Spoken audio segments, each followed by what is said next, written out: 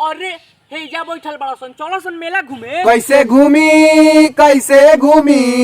कैसे घूमी हो रामा, कैसे घूमी बेरोजगार बनी मेला, कैसे घूमी बेरोजगार बनी मेला, कैसे घूमी। बाक साला मैं हमर प्लान में फेल कर देला सन।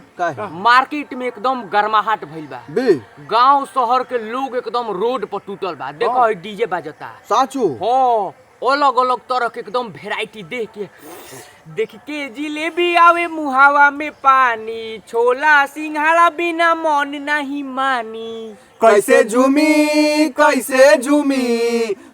झूमी रे भाई, कैसे झूमी नीक लागे ना दशहरा, कैसे झूमी। बबुआ तारा लोग के समस्या बहुत बड़ा बा, बहुत बड़ बा। मोदी चाचा के बस के तो है नहीं खे। एगो उपाय बा, बड़ा जगह पैरवी करे के पड़ी। बहुत बड़ा। अरे कहाँ बा? देवी मैया से गुहार लगाओ, देवी मैया से अब उहे के सुनब और केहू नहीं सुन सकत। नौकरी मिल जाई। हाँ एकदम भाई गुहार लगाओ तो सोचे का बा। नौकरी के बिना जिंदगी भइल तमाशा, लबरा के हाल भइल पगला के दासा। भुइया परी अर्जी करी, पौआ परी ए मैया बिनती करी, रउए फेर दी नजरिया अब की बेरी, बेरोजगार बनी मेला कैसे घूमी।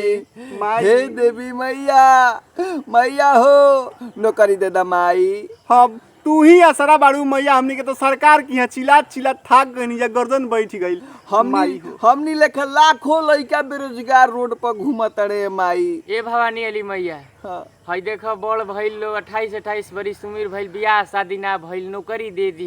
है माई देखी हमनी के अभी भखतनी जा दोनों भाई कि हमनी के नौकरी लाग जाई नु माई। आ बियाह हो जी वही बहन नौकरी लागी तबे ना बियाह होई। तो जब बियाह हो जी ना माई तो दोनों भाई अपना अपना मेहरारू जोरे 9 दिन का नवरात्र करब जा माई। पाका माई करब जा तरी निर्जाला नौकरी दे दे माई। सरकार से कहत थक गई जा, केहू सुने वाला नहीं के। हमनी के अब तू ही है लेकिन के साहेब बड़ी माई प्लीज माई हो हमनी पर कृपा कर। हमनी लाखों लड़का छपिटा रहल बड़े, नौकरी खातिर मिलते नहीं भाई। मैं पर्व त्योहार ऐसा ही चल जाता, सोचली कि अब के लिए दशहरा आइल बा, आहू में आज अष्टमी हो माई। अब बताई हमनी के काले के रात पट खुलल बा, लेकिन गुड़ बढ़ते नहीं खेने कैसे कहाँ जाइबो। लड़का बानी जाना हमनियों के जाइब जे बाजारे त मुंह ताके के पड़ता। सब कोई खाता पियता घूमता खेलता। सब का विदाउट बढ़िया खेलौना मिलता। अरे चारखा लागल बा बड़कारी भाई, उड़ जाता ऊपर से भाई दे नीचे चल घूमता मर दे होई। ओमे पैसा लगी बहुत ज्यादा, तो पैसा नहीं खातिर वही खातिर माई ले रोजगार मांगत। अब बाबू कहत है कि पैदा करके 30 बरिस के 28 बरिस से कह देरी जीवन भर हमारे से ले बोलो।